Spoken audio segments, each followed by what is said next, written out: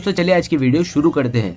दोस्तों वीडियो शुरू करने से पहले मैं आपको एक बात बता दूं कि आपने अभी तक हमारे इस चैनल को सब्सक्राइब नहीं किया हो तो नीचे पर आपको ग्रीन बटन में सब्सक्राइब करके लिखा रहा होगा, इसके ऊपर क्लिक कर लीजिए और साइड में नोटिफिकेशन बेल भी आएगा, उसको भी क्लिक कर लें ताकि आपको मिल सके हमारे अगले वीडियो की नोटिफिकेशन सबसे पहले और आप कुछ नया नया सीख सके। સૌરાષ્ટ્રની એકમાત્ર સ્કૂલ જ્યાં ટ્રસ્ટી તથા સંચાલકો ડોક્ટર, એન્જિનિયર તથા શિક્ષકો છે એવી Kanabar school of science and commerce કાર્યક્ષેત્ર ધોરણ 5 થી 10, 11, 12 સાયન્સ એન્ડ કોમર્સ દીકરાઓ અને દીકરીઓ માટેના ઉજ્જવળ ભવિષ્ય માટે વાલીઓની પહેલી પસંદગી Kanabar school of science and commerce. અહીં છે શ્રેષ્ઠ શિક્ષકો દ્વારા મર્યાદિત સંખ્યામાં વિદ્યાર્થીઓ માટે ભણતર, અલગ અલગ સાયન્સ લેબ, કોમ્પ્યુટર લેબ, દીકરાઓ તથા દીકરીઓ માટે અલગ અલગ હોસ્ટેલ સાથે શુદ્ધ સાત્વિક ભોજનની વ્યવસ્થા, ટ્રાન્સપોર્ટેશનની સુવિધા, જી તેમજ નીટની તૈયારી સ્કૂલમાં જ। તો આથી વિશેષ આપ આપના બાળક માટે શું ઈચ્છો તો આજે જ એડમિશન માટે સંપર્ક કરો। Unit 1 Kanabar school of science and commerce, Khamrod ચોકડી, Junagadh bypass, Junagadh. Unit 2 main post ઓફિસની પાછળ શ્યામ વિદ્યાલય, સરકારી ગોડાઉન પાસે, ગાંધીગ્રામ, જુનાગઢ। નમસ્તે વિદ્યાર્થી મિત્રો, ગયા લેક્ચરમાં આપણે લોકોએ દ્રાવણોની સાંદ્રતાના અલગ અલગ 4 એકમોનો અભ્યાસ કર્યો હતો। દ્રાવણોની સાંદ્રતાના અલગ અલગ 4 એકમોનો અભ્યાસ કર્યો હતો આપણે। કયા કયા એકમો? તો કે ભાઈ દળ ટકાવારી, કદ ટકાવારી, દળ કદ ટકાવારી અને છેલ્લે 5 પર મિલિયન ppm। આ 4 એકમોનો અભ્યાસ કર્યો હતો। આજે વધુ બીજા એકમોનો અભ્યાસ કરીએ। એમાં એક અગત્યનો એકમ છે મોલ અંશ। તો એકમ તો કે ભાઈ મોલ અંશ। હવે એના અભ્યાસમાં આપણે લોકો જાય।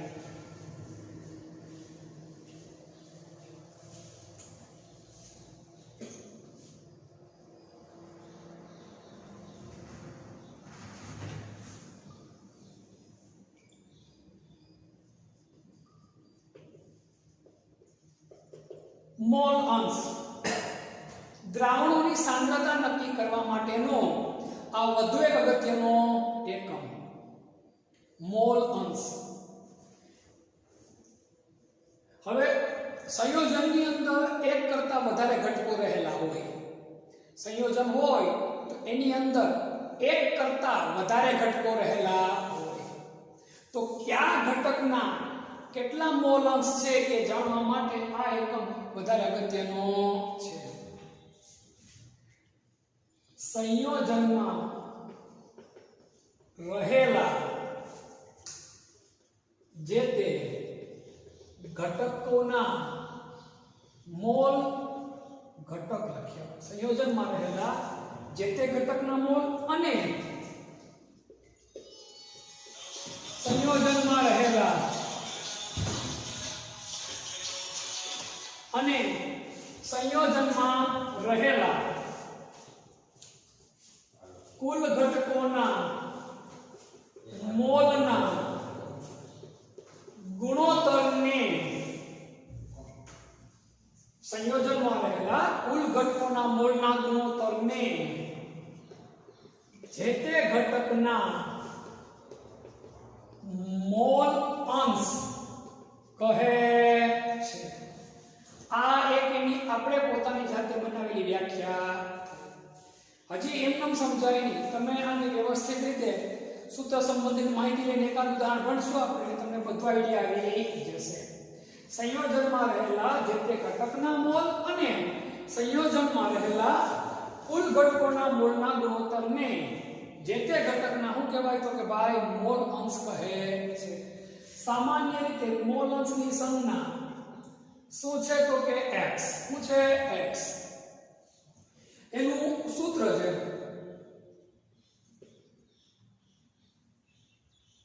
જે તે ઘટકના મોલ અંશ,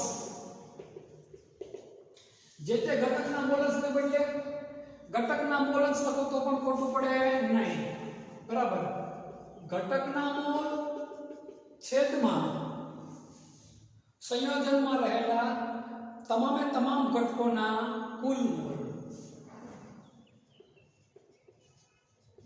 સંયોજનમાં રહેલા તમામ ઘટકોના કુલ મોલ. આ થાય છે એનું સૂત્ર. હવે કોઈ એબી પ્રકારનું સંયોજન છે, દાખલા તરીકે એબી પ્રકારના સંયોજન માટે એના મોલ અંશ ગણીએ. એ ઘટકના મોલ અંશ બરાબર શું થશે તો કે એ ઘટકના મોલ છેદમાં શું આવશે તો કે એના મોલ અને બીજા કોના મોલ? બી ના મોલ.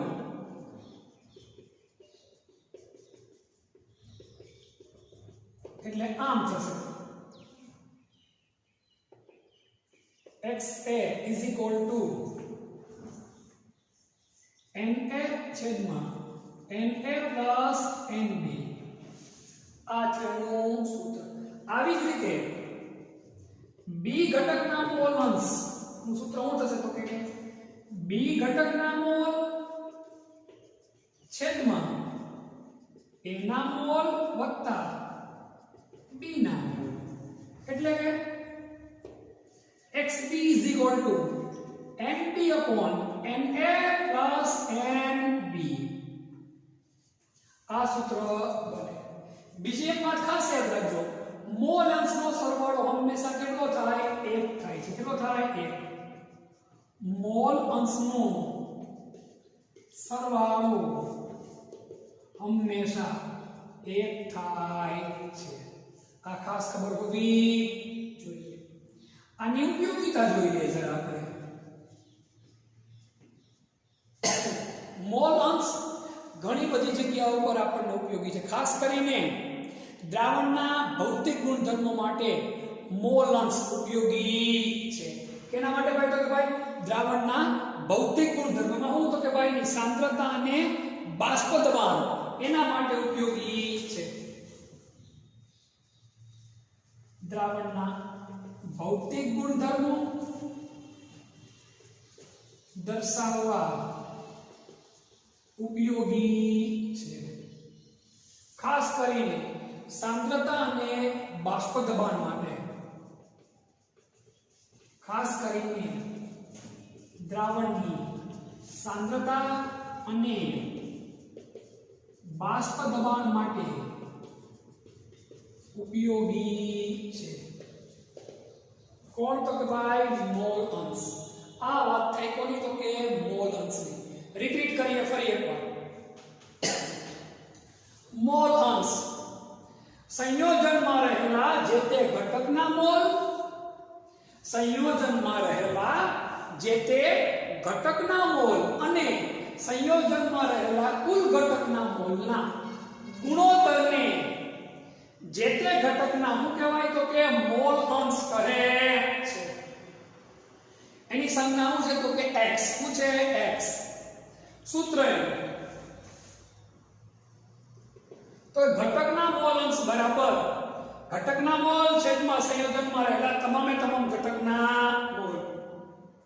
સંયોજનમાં એક ઘટક હોય, બે ઘટક હોય કે ત્રણ હોય, ગમે એટલા હોય, તમામે તમામના મોલ અંશ ગોતી શકાય.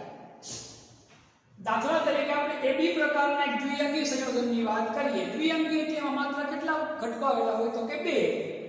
તો એ ઘટકના મોલ અંશનું સૂત્ર શું થશે? તો કે એ ઘટકના મોલ છેદમાં એના મોલ વત્તા બી ના મોલ. એટલે કે XA is equal to NA ના છેદમાં NA plus NB. આવી જ રીતે બી ઘટકના મોલ અંશ એનું સૂત્ર શું થશે? તો કે ભાઈ બી ઘટકના મોલ છેદમાં આને આ જ વસ્તુ એના મોલ વત્તા બી ના મોલ. તો XB is equal to NB ના છેદમાં NA plus NB. હવે આ વાત ખાસ યાદ રાખવાની છે. મોલ અંશનો સરવાળો હંમેશા કેટલો થાય? તો કે ભાઈ 1 થાય. કેટલો થાય? 1 થાય.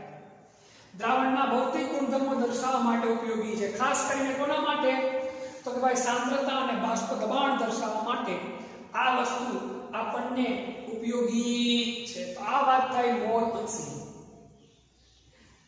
પરીક્ષામાં પૂછાય તો આટલી માહિતી વધારે પડતી કહેવાય. જો 2 માર્ક્સમાં પૂછાય તો આમાંથી સેજ કાપવું હોય તો કાપી શકાય. તો આ પોઈન્ટ એટલો ઉડાડવો હોય તો ઉડાડી શકો. 2 માર્ક્સમાં પૂછાય તો. 3 માર્ક્સમાં પૂછે તો પૂરેપૂરી માહિતી આપણે લખવી જોઈએ. સ્ક્રીનશોટ લઈ લેવાનો, પછી આને આધારિત એક ઉદાહરણ છે આપણે જોઈ લઈએ.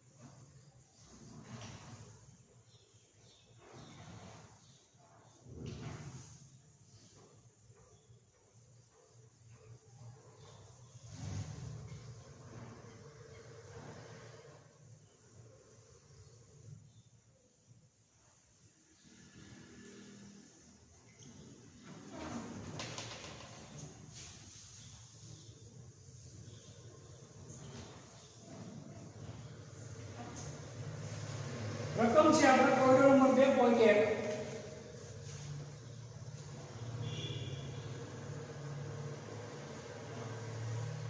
%20 દરથી ઇથિલિન ગ્લાયકોલ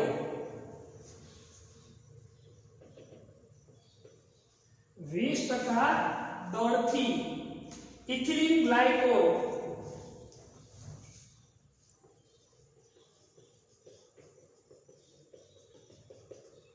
इथिलीन ग्लाइकोल सूत्र શું છે તો કે ભાઈ C2H6O2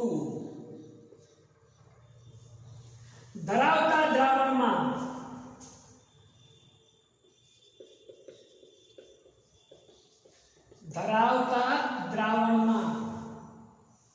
ઇથિલિન ગ્લાયકોલના મોલ અંશ ગણો.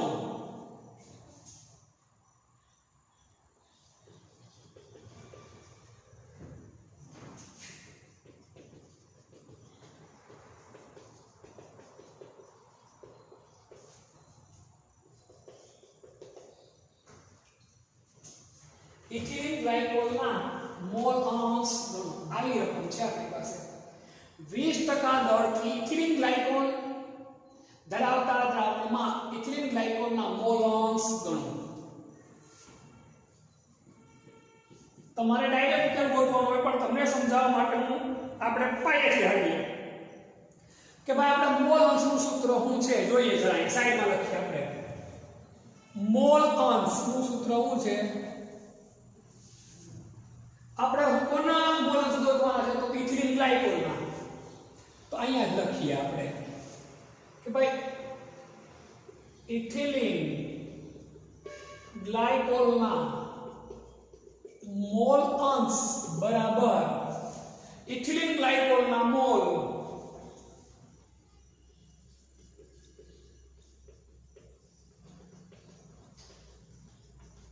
છેદમાં કુલ મોલ. આ આપણું સૂત્ર બનશે. હવે તો આપણને ઇથિલિન ગ્લાયકોલના મોલની ખબર હોવી જોઈએ, અને જે કાંઈ પણ વસ્તુ છે એના કુલ મોલની ખબર હોવી જોઈએ. તો ઇથિલિન ગ્લાયકોલના મોલ કેમ મળે? તો કે ભાઈ ઇથિલિન ગ્લાયકોલ માટે મોલ બરાબર શું થાય? દળના છેદમાં અણુભાર. ઇથિલિન ગ્લાયકોલનું દળ કેટલું છે તો આપણે દળથી ટકાવારી ભણી ગયા. 20% દળથી નો અર્થ કે ભાઈ 100 ગ્રામમાં 20 ગ્રામ શું હોય? Ethylene glycol. હવે કયા દ્રાવણમાં? ઇથિલિન ગ્લાયકોલ દ્રાવણ. બીજા કોઈનું નામ નથી આપ્યું તો કોની અંદર વસ્તુ ઓગળેલી હોય? હંમેશા પાણીમાં. ખાસ યાદ રાખજો, ઉકેલમાં લખું છું 20% દળથી ઇથિલિન ગ્લાયકોલનો અર્થ શું થાય? તો કે ભાઈ 20 ગ્રામ ઇથિલિન ગ્લાયકોલ કેમાં ઓગળે છે? 80 ગ્રામ પાણીમાં ઓગળે છે. 20 ગ્રામ ઇથિલિન ગ્લાયકોલ 80 ગ્રામ પાણીમાં ઓગળે છે. હવે આપણે આના મોલ મળે. દળ કેટલું છે આનું? તો કે ભાઈ 20 ગ્રામ. કેટલું? 20. અણુભાર તો ઇથિલિન ગ્લાયકોલનો અણુભાર આપણે ગોતી લઈએ. ભાર દુ 24 વત્તા 6 વત્તા 16 દુ 32 30 ની 62 ગ્રામ પ્રતિ મોલ. કેટલો છે? તો કે ભાઈ 62 ગ્રામ પ્રતિ મોલ. તો 20 ના છેદમાં 62 મૂકો એટલે આશરે કિંમત કેટલી થશે? તો કે ભાઈ 0.322 મોલ થાય. કેટલા મોલ થાય ભાઈ? તો કે 0.322 મોલ મળે આપણને. કોના મોલ મળે? તો કે ભાઈ ઇથિલિન ગ્લાયકોલના. મુખ્ય સૂત્રમાં 0.322. હવે કુલ મોલ મૂકવાના છે આપણે. કુલ મોલમાં કોના મોલ મૂકવાના હોય? એક ઇથિલિન ગ્લાયકોલના અને બીજા કોના મોલ મૂકવા પડશે આપણે? તો કે ભાઈ પાણી. કોના? પાણીના. પાણી માટે મોલ બરાબર દળ. પાણીનું દળ કેટલું છે ભાઈ? તો કે 80. H2O અણુભાર 2 વત્તા 16 એટલે 18.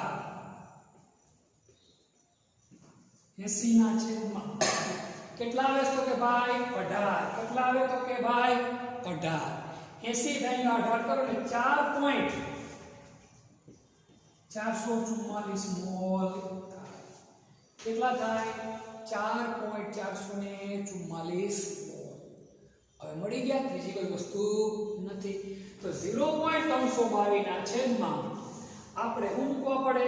એક તો 0.322 વત્તા 4.444 એટલે 0.322 ના છેદમાં 4.766 મૂકવાના. કેટલા મૂકવાના? 4.766 એટલે આશરે જવાબ કેટલો આવશે? તો કે ભાઈ 0.068. કોના? તો કે ભાઈ ઇથિલિન ગ્લાયકોલના મોલ અંશ કેટલા થાય ભાઈ? 0.068. કેટલા થશે? તો કે ભાઈ 0.068 થાય. હવે આપણે પૂછ્યું માત્ર કોનું? તો ઇથિલિન ગ્લાયકોલનું. કોનું છે? પણ આના પરથી પાણીના પણ મોલ અંશ આપણને મળી જાય. તેથી પાણીના મોલ અંશ બરાબર તમે આમે સૂત્ર વાક્ય ઉપર કિંમત કઈ મૂકી દેવાની? 4.444 છેદમાં શું લખવાનું? 4.766 તોય જવાબ. પણ એ ભાગાકાર ન કરવો હોય તમારે તો મેં હું કીધું કુલ મોલ અંશનો સરવાળો કેટલો થાય? હંમેશા 1 ઓછા 0.068. કેટલા કરો તમે? 1 ઓછા 0.068 એટલે જવાબ શું આવશે? તો કે ભાઈ 0.932. આમ તમે કરો તો સહેલાઈથી તમને જવાબ મળે. જો કે આ ચેપ્ટરમાં આનાથી બીજું ઘણું બધું વધારે અગત્યનું ભણવાનું થાય એમ છે, પણ છતાં પણ આ મુદ્દો આપણને આવડવો જોઈએ. મોલ અંશનો અગત્યનો મુદ્દો છે. જોઈ લો, સ્ક્રીનશોટ લઈ લો. હું ફરી એકવાર આને આ વસ્તુ તમને ક્લિયર કરાવું છું. રકમ છે 20% દળથી ઇથિલિન ગ્લાયકોલ ધરાવતા દ્રાવણમાં ઇથિલિન ગ્લાયકોલના મોલ અંશ ગણો. તો આનો અર્થ 20% દળથી નો શું? તો કે ભાઈ 20 ગ્રામ ઇથિલિન ગ્લાયકોલ 80 ગ્રામ હું તો કે ભાઈ પાણી. આનો અર્થ એવો સાબિત થાય. હવે સૂત્ર મૂકી આપણે ઇથિલિન ગ્લાયકોલના મોલ અંશ બરાબર ઇથિલિન ગ્લાયકોલના મોલ છેદમાં કુલ મોલ. તો આપણને ઇથિલિન ગ્લાયકોલના મોલ ખબર નથી. મોલનું સૂત્ર શું છે? દળના છેદમાં અણુભાર. દળ કેટલું છે રકમમાં? રકમ મુજબ જોઈએ તો 20 ગ્રામ. અને અણુભાર આપણે લોકોએ શું કર્યો તો કે તો કેટલો છે? તો કે 62 ગ્રામ પ્રતિ મોલ. 62 કમ્પ્લીટ કર્યું આખું. તો હું જવાબ આપણી પાસે 0.322 મોલ. આ કોના મળ્યા આપણને ઇથિલિન ગ્લાયકોલના મોલ. હવે આપણે બીજા કોના મોલ પૂછવા પડે તો કે પાણીના. તો પાણી માટે મોલનું સૂત્ર આ જ બનશે દળના છેદમાં અણુભાર. દળ કેટલો છે આપણી પાસે 80 અને પાણીનો અણુભાર કેટલો થાય તો કે 18. 80 ભાગ્યા 18 કરો 4.444. બસ હવે તો રકમ જ મૂકી શું કરવાનું છે તો કે સાદો ભાગાકાર. હું જવાબ આવશે 0.068. હવે તમને જો આના ભેગા મેં કોઈ પાણીના મોલ શોધવાનું પૂછે તો આના માટે ફરી પછી આવી ગણતરી કરવાની જરૂર નથી. ડાયરેક્ટ એકમાંથી આ રકમ બાદ કરી નાખો, તમારો જવાબ મળી જાય. આ રીતે આ દાખલો બની શકાય. સ્ક્રીનશોટ લઈ લો એટલે વધુ અગત્યનો પોઈન્ટ આપણે ભણીએ મોલારિટી.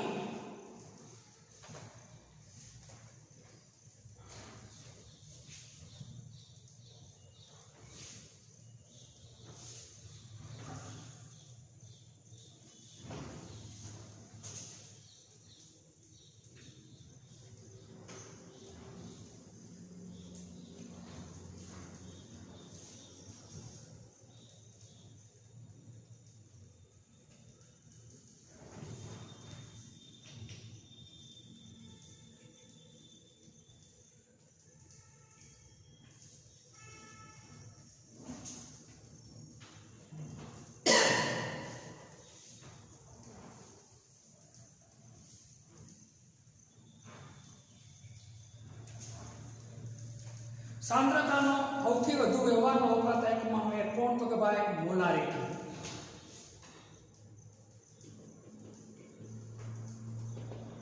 વધુ અગત્યનો એકમ સમજીએ. પહેલા તો આની શું બની તો કે વ્યાખ્યા. 1 લિટર દ્રાવણમાં ઓગાળેલા દ્રાવ્યના મોલની સંખ્યાને જે તે દ્રાવણની શું કહેવાય તો કે ભાઈ મોલારિટી. શું કહેવાય? મોલારિટી. 1 લિટર દ્રાવણમાં જે તે દ્રાવ્યના ઓગાળેલા મોલની સંખ્યાને તે દ્રાવણની શું કહેવાય તો કે મોલારિટી કહે છે. 1 લિટર દ્રાવણમાં ઓગાળેલા દ્રાવ્યના મોલની સંખ્યાને તે દ્રાવણની શું કહેવાય તો કે મોલારિટી. એની સંજ્ઞા શું થાય તો કે ભાઈ m. કયો તો કે કેપિટલ એમાં ખાસ યાદ રાખજો. સંજ્ઞા છે કેપિટલ M. સૂત્ર મોલારિટી બરાબર દ્રાવ્યના મોલ છેદમાં દ્રાવણનું કદ. કેમાં તો કે લીટરમાં. કેમાં? લીટરમાં.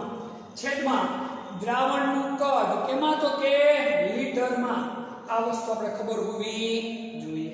જો પરીક્ષામાં આના વિશે પૂછાય તો આટલું લખો એટલે ઘણું બધું. હવે સમજણ માટે તમને કહું તો દાખલા તરીકે તમને એમ આપે કે ભાઈ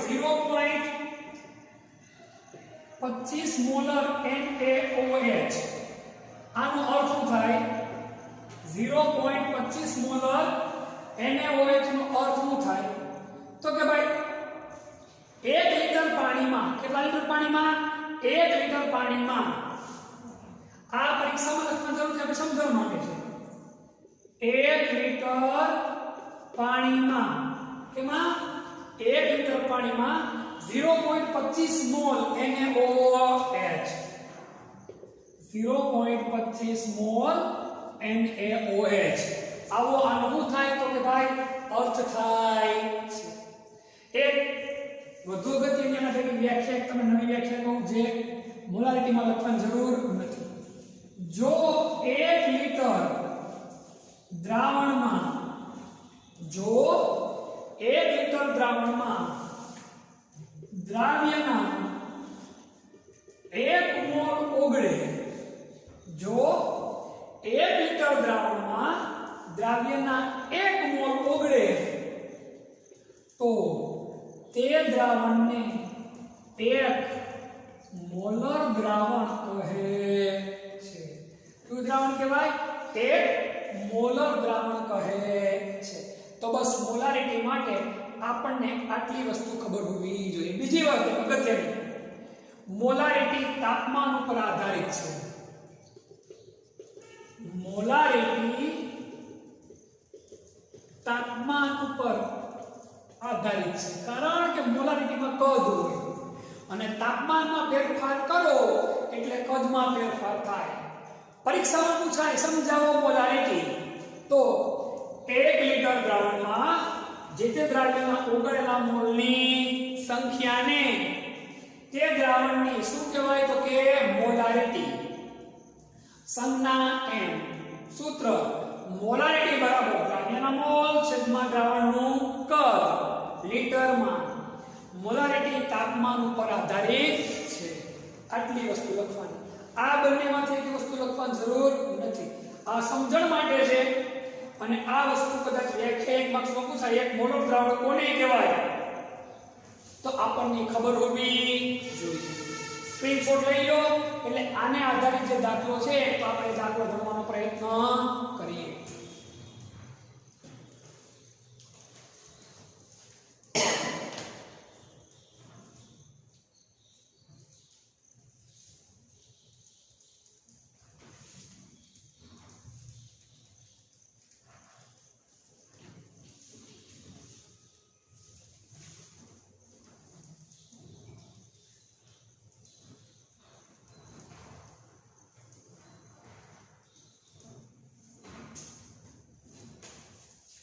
દાખલા રકમ છે 450 ml દ્રાવણમાં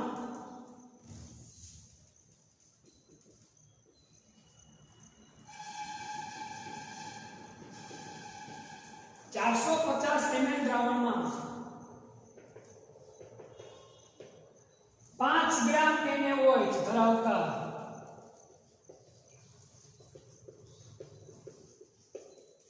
દ્રાવણની મોલારિટી ગણો.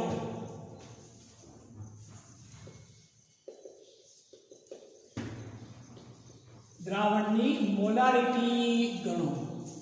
450 ml દ્રાવણમાં, કેટલા ml દ્રાવણમાં? 450 ml દ્રાવણમાં 5 ગ્રામ NaOH ધરાવતા દ્રાવણની મોલારિટી ગણો. તો મોલારિટી સૂત્ર મૂકી દો. મોલારિટી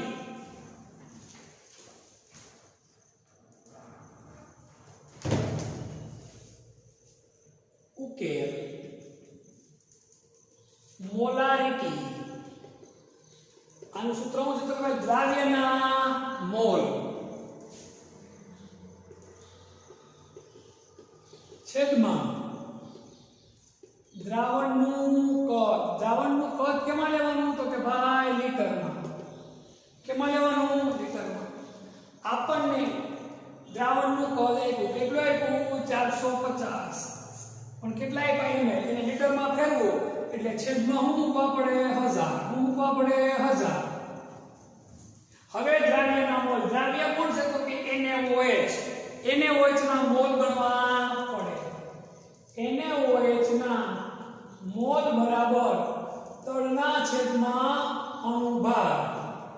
NaOH નું દળ આપણને આપ્યું, કેટલું છે? 5 ગ્રામ. એનો અણુભાર એને નો કેટલો થાય તો કે 23, ઓનો 16 અને હાઇડ્રોજન નો 1, એટલે ટોટલ કેટલો થાય? 40. 5 ના છેદમાં શું મૂકીશું આપણે તો કે ભાઈ 40. શું મૂકશું આપણે તો કે ભાઈ 40.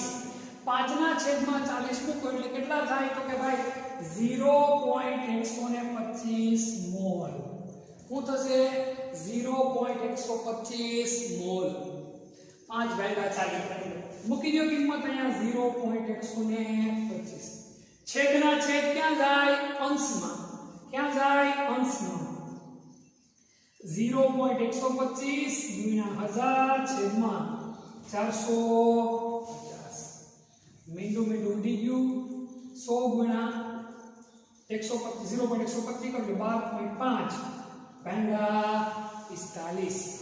હું ભાઈ તો કે ભાઈ 12.5 ભાગ્યા 45, એટલે આશરે જવાબ કેટલો થાય તો કે ભાઈ 0.278 મોલર. કેટલો જવાબ થાય? 0.278 મોલર. આવી ગયો આપણો જવાબ. આ રીતે આ દાખલો ગણવામાં આવે. સ્ક્રીનશોટ લઈ લો. ફરી એકવાર આ દાખલો તમને સમજાવી દઉં. કોઈ 2.2 450 ml દ્રાવણમાં 5 ગ્રામ NaOH ધરાવતા દ્રાવણની શું ગણવું તો કે મોલારિટી. તો મોલારિટી સૂત્ર મૂકી દો. દ્રાવ્યના મોલ છેદમાં દ્રાવણનું કદ. કેમાં તો કે ભાઈ લીટરમાં. દ્રાવણનું કદ આપણને આપેલું છે રકમમાં. કેટલું છે? 450 ml. તો 450 ના છેદમાં હું મેં 1000. શું કામ 1000 મેકા? કદ કેમાં લેવાનું છે આપણે? લીટરમાં. હવે આપણે શું પૂછવાનું છે તો કે દ્રાવ્યના મોલ. તો NaOH ના મોલ તો આપણને આપ્યા નથી. દ્રાવ્ય કોણ છે તો કે NaOH. તો એનું સૂત્ર ગોતીએ આપણે. NaOH ના મોલ બરાબર ઘનના છેદમાં અણુભાર. હવે દળ આપ્યો આપણને કેટલું? 5 ગ્રામ. અણુભાર આપ્યો નથી. ગોતી. Na નો કેટલો છે? 23 O નો 16 અને H નો 1 40. એ એટલે 5 ના છેદમાં 40. 5 ભાગ્યા 40 કરો તમે. એટલે હું જવાબ આવે 0.125 મોલ. મૂકી દીધી રકમ. છેદના છેદ ક્યાં આવી ગયા? અંશમાં. 12.5 ભાગ્યા 45 થાય એટલે અંદાજ જવાબ કેટલો આવશે તો કે ભાઈ 0.278.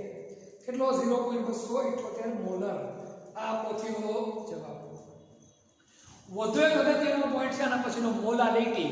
સાંદ્રતાનો આપણે આ ચેપ્ટરમાં ભણવાનો અથવા તો 12મા ધોરણમાં ભણવાનો વધુ એક અગત્યનો અને છેલ્લો એકમ કયો છે ત્યાં ભણવાનો થાય છે તો કે આપણે ભાઈ મોલારિટી. હવે એના વિશે અભ્યાસ કરી લઈએ.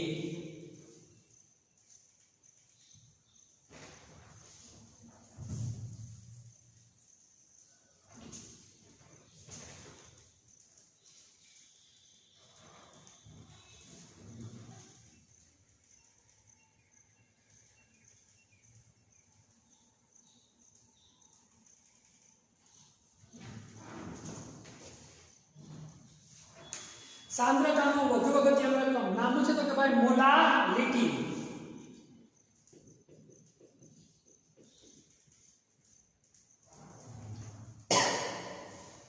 સાંદ્રતાના જે આપણે 69 નો છેલ્લો એકમ છે મોલારિટી. આની વ્યાખ્યા જોઈએ આપણે. જો મોલારિટીમાં અને મોલારિટીમાં બહુ લાંબો ફરક નથી. એટલે આમાં ઘણીવાર આપણે છેતરાઈ જાય એટલે છેતરાવાનું નથી. આપણે ઘણી બધી સામ્યતા છે. તો મોલારિટીમાં હતું તો કે ભાઈ 1 લિટર દ્રાવણ હતું. શું હતું? 1 લિટર દ્રાવણ. આમાં લિટરને બદલે શું આવશે? કિલોગ્રામ. અને દ્રાવણને બદલે શું આવશે? દ્રાવક. શું આવશે? દ્રાવક. ખાસ યાદ રાખજો. 1 કિલોગ્રામ દ્રાવકમાં. કેમાં? દ્રાવકમાં. 1 કિલોગ્રામ દ્રાવકમાં ઓગાળેલા દ્રાવ્યના મોલની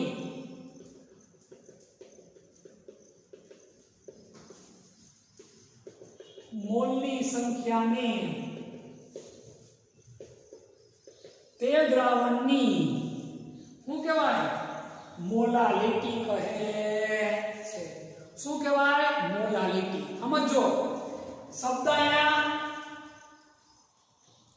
લિટરને બદલે શું થઈ જાય છે? કિલોગ્રામ. શું થઈ જાય છે? કિલોગ્રામ. અને દ્રાવણને બદલે શું થઈ જાય? દ્રાવક. આ બે શબ્દ યાદ રાખજો. 1 કિલોગ્રામ દ્રાવકમાં ઓગાળેલા દ્રાવણના મોલની સંખ્યાને તે દ્રાવણની શું કહેવાય તો કે ભાઈ મોલારિટી તરીકે ઓળખવામાં આવે છે. એની સંજ્ઞા. આની સંજ્ઞા પણ એમ પણ કહેવામાં આવશે સ્મોલ એમ. એટલે જ મેં તમને પહેલા કીધું કે છેતરાવાનું નથી. મોલારિટીમાં કેપિટલ એમ આવે. આમાં કયો એકમ આવે તો કે ભાઈ સ્મોલ એમ. કયો આવે? સ્મોલ એમ. સૂત્ર જોઈએ આનું આપણે. મોલારિટી બરાબર દ્રાવ્યના મોલ. શું છે? દ્રાવ્યના મોલ છેદમાં દ્રાવકનું કદ. કેમાં તો કે કિલોગ્રામમાં.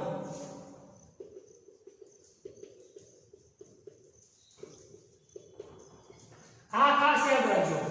દ્રાવકનું કદ ખરું પણ કેમાં લેવાનું છે આપણે? કિલોગ્રામમાં. કેમાં? કિલોગ્રામમાં. હવે આના માટે એક બીજી અગત્યની વ્યાખ્યા છે, મોલારિટી વિશે પૂછાય તો એટલું જ લખો, પણ બીજી અગત્યની વ્યાખ્યા છે તમને સમજાવું. જો 1 કિલોગ્રામ દ્રાવકમાં 1 મોલ દ્રાવ્ય ઓગાળવામાં આવે તો તે દ્રાવણને 1 મોલર દ્રાવણ કહે છે. આમાં લખવા નથી, અગત્યની માહિતી એટલા માટે કીધું. ફરી વાર કહો, 1 કિલોગ્રામ દ્રાવકમાં 1 મોલ દ્રાવ્ય ઓગાળવામાં આવે તો તે દ્રાવણને કયું દ્રાવણ કહેવાય? 1 મોલર દ્રાવણ તરીકે ઓળખવામાં આવે છે. ફરીવાર પરીક્ષામાં પૂછાય મોલારિટી સમજાવો તો 1 કિલોગ્રામ દ્રાવકમાં ઓગાળેલા દ્રાવ્યના મોલની સંખ્યાને તે દ્રાવણની શું કહેવાય? તો કે મોલારિટી. સંજ્ઞા સ્મોલ m, સૂત્ર મોલારિટી નું સૂત્ર છે દ્રાવ્યના મોલ છેદમાં દ્રાવકનું કદ કિલોગ્રામ એકમની અંદર. હવે ખાસ યાદ રાખજો કે આ એકમ છે એ તાપમાન ઉપર આધારિત નથી. આ એકમ છે કોના ઉપર આધારિત નથી? તો કે ભાઈ તાપમાન ઉપર આધારિત નથી. આ વસ્તુ આપણને ખબર હોવી જોઈએ. અહીંયા કદને બદલે દ્રાવકનું શું લખી શકાય? દળ પણ લખી શકાય. દ્રાવકનું દળ લખવું પડે, કદ ન લખાય પણ શું લખાય? તો કે ભાઈ દળ. આ એકમ તાપમાન ઉપર આધારિત નથી. યાદ રાખજો મારી વાત, જે એકમ સાંદ્રતાના જે એકમમાં, આ સમજવાનો પોઈન્ટ છે, સાંદ્રતાના જે એકમમાં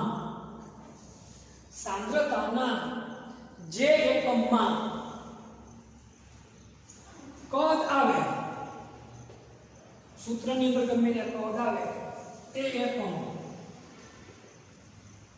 તાપમાન પર આધારિત હોય અને સાંદ્રતાના જે એકમમાં કદ ન આવે એ એકમ તાપમાન ઉપર આધારિત હોય નહીં. ખાસ કરીને મોલ અંશ, દળથી ટકાવારી, પછી મોલારિટી, આ કોઈ ની અંદર કદ આવતું નથી. એટલે એ એકમ તાપમાન ઉપર આધારિત નથી. કયો એકમ તાપમાન ઉપર આધારિત છે અને કયો એકમ તાપમાન ઉપર આધારિત નથી એની આપણને ખબર હોવી જોઈએ. ખાસ ફરી એકવાર, મોલારિટી 1 કિલોગ્રામ દ્રાવકમાં ઓગાળેલા દ્રાવ્યના મોલની સંખ્યાને દ્રાવણની શું કહેવાય? મોલારિટી. સંજ્ઞા m, સૂત્ર મોલારિટી બરાબર દ્રાવ્યના મોલ છેદમાં દ્રાવકનું દળ. દળ કેમાં લેવાનું છે? કિલોગ્રામમાં. હવે આના જે દાખલો છે એ આપણે ગણી નાખીએ.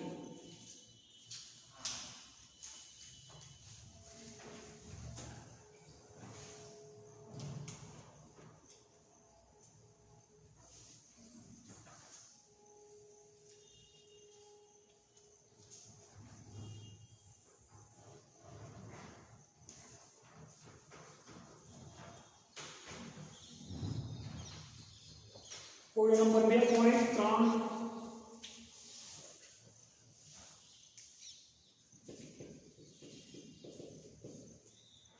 75 ગ્રામ બેન્ઝીનમાં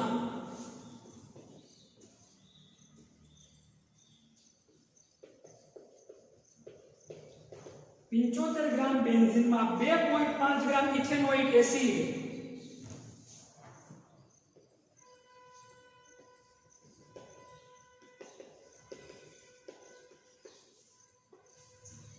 CH3COOH, બીજું નામ શું? તો કે એસિટિક એસિડ, વિનેગર ની મોલારિટી ગણો.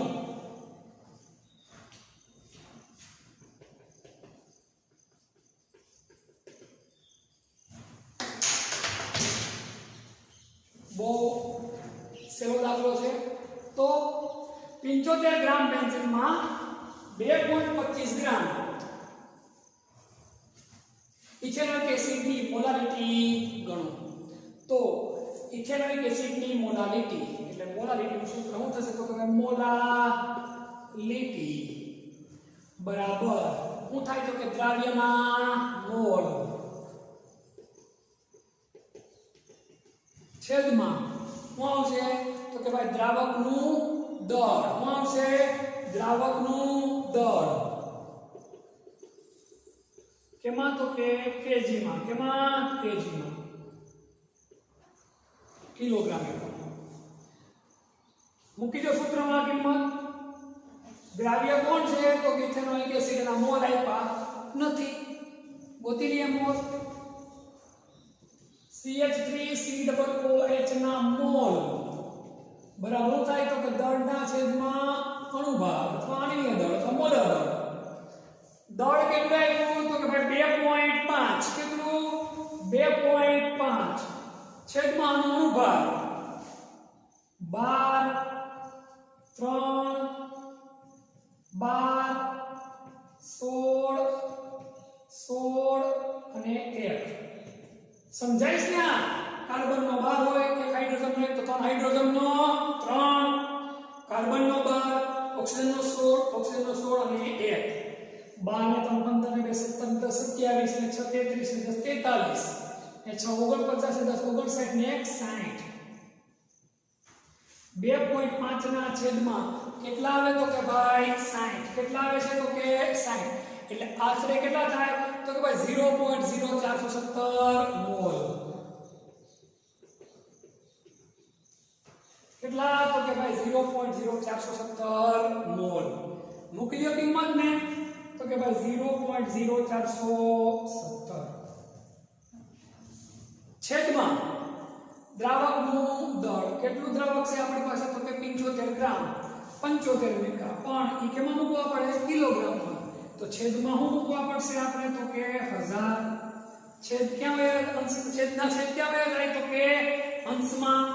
તો કે ભાઈ 0.0417 ગુણ્યા 1000 છેદમાં કેટલા આવે તો કે ભાઈ 75. કેટલા આવે? 75. તો આશરે જવાબ થાય 0.556 મોલર. આ જવાબ આપણો બને. આમ આ રીતે દાખલો ગણી શકાય. દાખલો એકદમ સહેલો. ફરી એકવાર રિપીટ કરી લઈએ.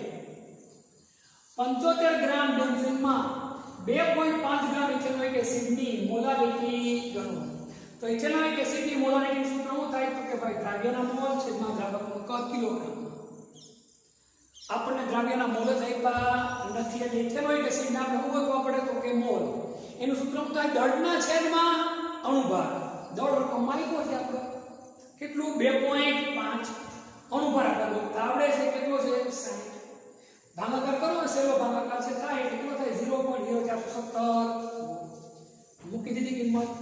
દ્રાવકનું દળ આપ્યું કેટલું આપ્યું? 75. પણ એ ગ્રામમાં આપ્યું એટલે કિલોગ્રામમાં ફેરવવા તો છેદમાં શું મૂકવા પડે? 1000. છેદના છેદ ક્યાં આવ્યા જાય? અંશમાં. તો 0.0417 ગુણ્યા 1000 ભાગ્યા 75 કરો તમે એટલે કેટલો થાય? 0.556 મોલર. મોલર નહીં. આ થયાનો જવાબ. સ્ક્રીનશોટ લઈ લેવાનો. હવે સાંદ્રતાના એકમોની વાત પૂરી થઈ. હવે આગળનો પોઈન્ટ આપણે નેક્સ્ટ લેક્ચરની અંદર અભ્યાસ કરશું.